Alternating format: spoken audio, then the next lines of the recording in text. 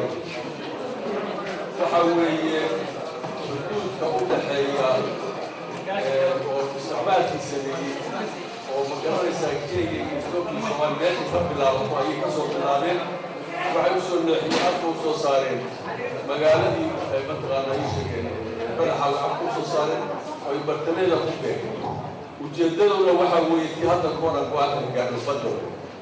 waxaa weeye waxaa la socotaan badda marka la cabirahayo waxaa laga qaado sabta laga qaado waa xuduudka iriga oo raaciyeen arrintan dowladda waxay leedahay go-aan baan ka soo saarnay wax walba ka hadalnay weyna wada socdo sidaa daraaddeed waxaa weeye xukuumadda waxaan ka doonaynaa inay arrintaas ninka waxu qabato la gaarsiiyo Afrika Union la gaarsiiyo United Nationka la gaarsiiyo meel walba oo qusaysa dadka falanqeeya arrimahan xuduudda Soomaaliya iyo Kenya ku saabsan ayaa waxa ay aaminsan yihiin in arrinkani uu xiriir toos ah la leeyahay xadbadeedka labada dal ee Soomaaliya iyo Kenya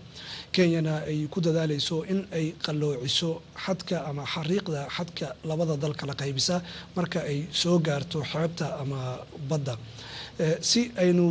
wax badan uga ogaano arrinka ku saabsan sida uu xiriir ula leeyahay darbiga iyo xadka Kenya iyo Soomaaliya kala qaybiya